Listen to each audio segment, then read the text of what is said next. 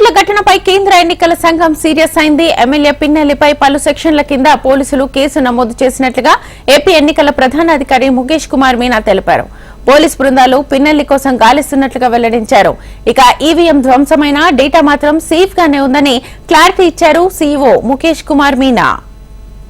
ఇక ఎమ్మెల్యే పిన్నెల్లి రామకృష్ణారెడ్డి వ్యవహారంలో AP సీఈఓకు CEC నోటీసులు జారీ చేసింది. ఈవీఎం ధ్వంసం ఘటనపై సీఈఓను వివరణ కోరింది. అలాగే సాయంత్రం 5 గంటల్లోపు నివేదిక ఇవ్వాలని ఆదేశాలు జారీ చేసింది కేంద్ర ఎన్నికల సంఘం.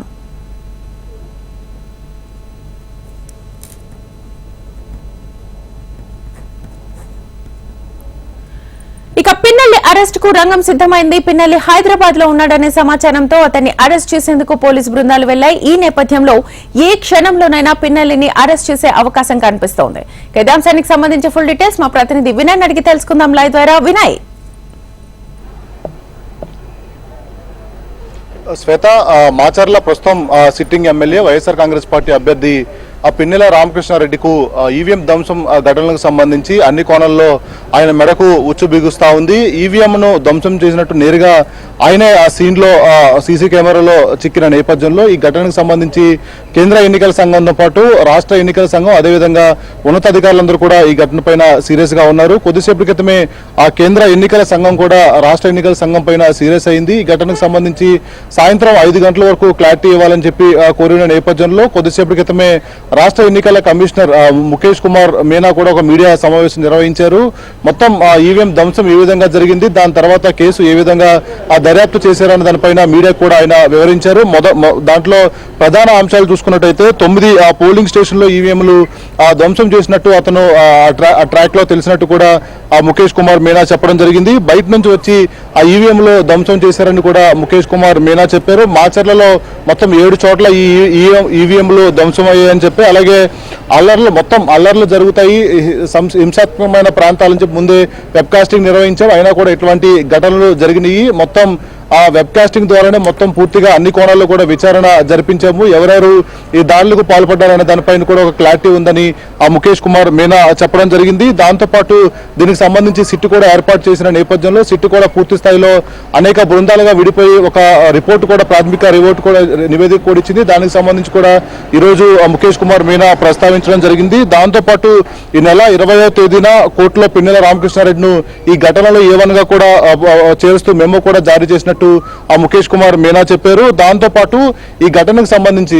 ఏదైతే ఎస్పీలు ట్రాన్స్ఫర్లు అయిన నేపథ్యంలో కొద్దిగా ఆలస్యమైంది. ఆ తర్వాత పూర్తి స్థాయిలో నివేదికలన్నీ కూడా తెప్పించుకున్నాం, ఎంక్వైరీ కూడా పూర్తయిందని చెప్పి కూడా ముఖేష్ కుమార్ మీనా చెప్పారు. చాలా సివియర్ కేసులు పిన్నెల రామకృష్ణారెడ్డి పైన నమోదైనట్టు కూడా ముఖేష్ కుమార్ మీనా చెప్పారు. మొత్తంగా చూసుకున్నట్టయితే 10 సెక్షన్ల కింద మెమో కూడా ఫైల్ అయ్యి ఈ ఘటనలో ఉంది. అదేవిధంగా ఈ సెక్షన్లన్నీ కూడా ప్రూవ్ అయితే దాదాపు 7 ఏళ్ల వరకు ఆ జైలు శిక్ష పడే అవకాశం ఉందని చెప్పి ముఖేష్ కుమార్ మీనా చెప్పడం జరిగింది. మరోవైపు కోర్టు శిక్ష విధించే వరకు కూడా అతను పదవిలో ఉంటాడు. తర్వాత పూర్తి స్థాయిలో ఆ శిక్షకు సంబంధించి కూడా అతను ఉంటుందని చెప్పి కూడా చెప్పారు. ఓవరాల్ గా ప్రస్తుతం అయితే మటుకి ఈ మాచర్ల కావచ్చు, రాష్ట్రంలో అన్ని ప్రాంతాలు కూడా ప్రశాంతంగానే ఉన్నాయి. మరొకసారి ఇలాంటి ఘటనలు రిపీట్ అవ్వకుండా జాగ్రత్తలు పడతామని చెప్పి కూడా ముఖేష్ కుమార్ మీనా చెప్పడం జరిగింది. అదేవిధంగా కౌంటింగ్ సంబంధించి ఎటువంటి అవాంఛనీయ సంఘటనలు జరగకుండా ఇప్పటి నుంచే ప్లాన్ చేస్తా ఉన్నాము. ఈవీఎంల ధ్వంసం కానీ ఎలక్షన్ పోలింగ్ అప్పుడు ఏ విధమైన ఘటనకు పాల్పడితే మరొకసారి ఎటువంటి చర్యలు ఉంటాయో చూసే విధంగా పిన్నెల రామకృష్ణారెడ్డితో పాటు ఈ ఘటనకు పాల్పడ్డ వాళ్ళందరిపైన కూడా చర్యలు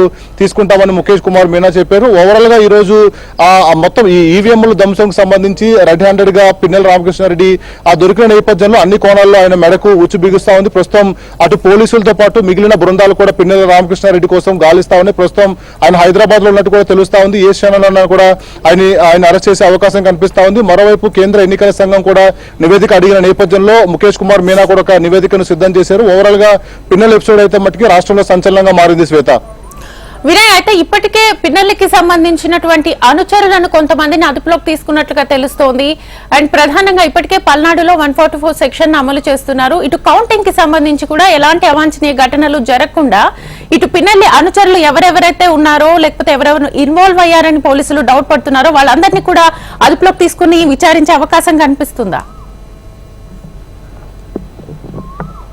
అయితే ఖచ్చితంగా పోలింగ్ రోజు ఈవీఎంల ధ్వంసం, అదేవిధంగా తర్వాత రోజు హింసాత్మకమైన ఘటనలు, దాడులు చోటు చేసుకున్నాయి. దీనిపైన పోలీస్ అధికారులందరూ కూడా సీరియస్ అయ్యారు. ఈ అంశం కేంద్ర ఎన్నికల పరిధిలోకి వెళ్లిన నేపథ్యంలో కేంద్ర ఎన్నికల సంఘం కూడా ఆంధ్రప్రదేశ్ డీజీపీతో పాటు సిఎస్ ని పిలిచి ఆ క్లాస్ పీకిన పరిస్థితి కనిపిస్తా ఉంది. దాంతో పాటు ఓవరాల్ దీనికి సంబంధించిన పూర్తి స్థాయి నివేదిక ఇవ్వమని చెప్పి అడిగిన నేపథ్యంలో సిట్ కూడా ఏర్పాటు చేశారు. మొత్తం ఆ రాష్ట్రంలో అటు పల్నాడుతో పాటు చిత్తూరు, అదేవిధంగా అనంతపురంలో కూడా హింసాత్మకమైన ఘటనలు, దాడులు జరిగిన నేపథ్యంలో మొత్తం 4 బృందాలుగా విడిపోయి రాష్ట్ర వ్యాప్తంగా ఈ దర్యాప్తు అన్నది కూడా సిట్ ముమ్మరం చేసింది. మొత్తం అటు పిన్నెల రామకృష్ణారెడ్డి సోదరులతో పాటు పిన్నెల రామకృష్ణారెడ్డి అనుచరులందరినీ కూడా ఎంక్వైరీ చేయాలని చెప్పి అనుకున్నప్పుడు కూడా పిన్నెల రామకృష్ణారెడ్డి సోదరులు మొన్నటి నుంచి కూడా పరారులో ఉన్న నేపథ్యంలో మిగిలిన ఎవరైతే వీళ్ళకి ట్రేస్ అవుట్ అయ్యారో వాళ్ళందరినీ కూడా పిలిచి ఎంక్వైరీ చేసామని చెప్పి కూడా పోలీస్ అధికారులందరూ కూడా చెప్తా ఉన్నారు. ఆ ఈవీఎంల ధ్వంసం దగ్గర ఎటువంటి ఘటనలు జరిగినాయి, ఆ సీసీ కెమెరా అంటే హింసాత్మకమైన ప్రాంతాల్లో ఇప్పటికే వెబ్ కాస్టింగ్ ద్వారా పోలింగ్ నిర్వహిస్తా ఉన్నారు. ఆ నేపథ్యంలో ఆ టెస్ట్ కేసులన్నీ కూడా అధికారులందరూ కూడా పరిశీలించారు. ఇలా ఓవరాల్ గా ఈ ఘటనలకు, ఈ దాడులకు ఎవరెవరు పాల్పడ్డారనేది కూడా అన్ని కోణాల్లో పోలీసులు దర్యాప్తు అంతా పూర్తి చేశారు. ప్రాథమిక నివేదిక కూడా డీజీపీకి ఇచ్చారు. అయితే ఈ రోజు కేంద్ర ఎన్నికల సంఘం కూడా దీనిపైన మరొకసారి సీరియస్ అయిన నేపథ్యంలో రాష్ట్ర ఎన్నికల సంఘం కూడా పూర్తి స్థాయిలో దీనిపైన దృష్టి పెట్టింది. ఒక నివేదిక కూడా సిద్ధం చేసింది. సాయంత్రం 5 గంటలకు పూర్తి స్థాయి నివేదిక రాష్ట్ర ఎన్నికల కమిషనర్ ముఖేష్ కుమార్ మీనా కూడా కేంద్ర ఎన్నికల సంఘానికి ఇవ్వబోతా ఉన్నారు. శ్వేత, వినయ్, అయితే ఇప్పటికే పిన్నెల్లి గన్మెన్ ఇటు పిఎని కూడా అదుపులోకి తీసుకుని విచారిస్తున్నారు పోలీసులు. మరోవైపు పిన్నెల్లి కూడా కమెంట్స్ చేశారు, నేను ఎప్పుడు అనుకున్నా పల్నాడుకు వెళ్ళొచ్చు, మాచర్లకు వెళ్ళొచ్చు, నన్ను ఎవరు ఆపడానికి లేదు అని చెప్పేసి కొన్ని కమెంట్స్ చేశారు. సో ఈ నేపథ్యంలో ఇటు పోలీసులు కూడా లుకౌట్ నోటీసులు కూడా జారీ చేశారని తెలుస్తోంది. ఏమైనా ఇన్ఫర్మేషన్ తెలిసిందా దాని గురించి? అయితే ఈ ఘటనకు సంబంధించి పిన్నెల రామకృష్ణారెడ్డి నిన్న సాయంత్రం 6-7 ఆ ప్రాంతంలో మాట్లాడడం జరిగింది.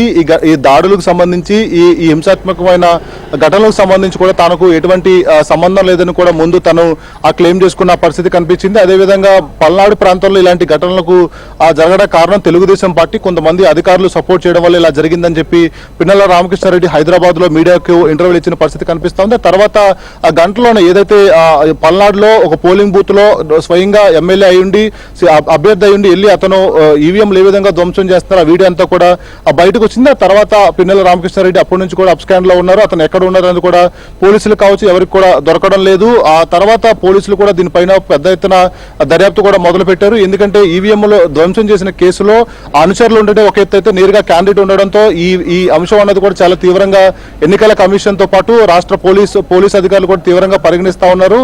అప్పటి నుంచి పూర్తి స్థాయిలో పిన్నెల రామకృష్ణారెడ్డి కోసం గాలిస్తా ఉన్నారు. ఆయన అనుచరుగాలంతో కూడా గాలిస్తున్నప్పుడు కూడా ఎవరు కూడా ట్రేస్ అవుట్ అవ్వలేదు. ఈ నేపథ్యంలోనే ఒక సివియర్ సెక్షన్లన్నీ కూడా నమోదైన నేపథ్యంలో పిన్నెల రామకృష్ణారెడ్డి హైదరాబాద్ నుంచి ఇంకో ప్లేస్ కి మూవ్ అవుతున్నట్టు కూడా పోలీసు వర్గాలన్నీ కూడా గుర్తించింది. ఈ నేపథ్యంలోనే మొత్తం బృందాలుగా విడిపోయి పిన్నెల రామకృష్ణారెడ్డి సోదరుల కోసం గాలిస్తా ఉన్నారు. ఎందుకంటే దాదాపు 7 ఏళ్ల పాటు శిక్ష పడే సెక్షన్లన్నీ కూడా దాంట్లో పెట్టామని చెప్తా ఉన్నారు. మరోవైపు స్వయంగా ఈవీఎంలు ధ్వంసం చేసిన కేసులో ఆయన సీసీ కెమెరాలో కూడా ఉన్న నేపథ్యంలో కోర్టు కూడా దీంట్లో శిక్ష పడే అవకాశం ఉందని చెప్పి కూడా లీగల్ ఎక్స్పర్ట్స్ చెప్తా ఉన్నారు. ఇలా అన్ని కోణాల్లో పల్నాడులో జరిగిన ఘటనలకు సంబంధించి ఇప్పటికే సిట్ కూడా నివేదిక అంతా కూడా సిద్ధం చేసిన నేపథ్యంలో ఈ ఘటన ఏ విధంగా మలుపు తిరుగుతుందనేది పొలిటికల్ వర్గాలు పెద్ద ఎత్తున చర్చ జరుగుతా ఉంది. దాంతో పాటు ఈ ఈవీఎంల ధ్వంసం కేసులో అయితే మటుకి ప్రస్తుతం sitting MLA YSR Congress party అభ్యర్థి పిన్నెల రామకృష్ణారెడ్డి మెడకైతే చిక్కుకుంటా ఉంది అని చెప్పొచ్చు. శ్వేత, రైట్.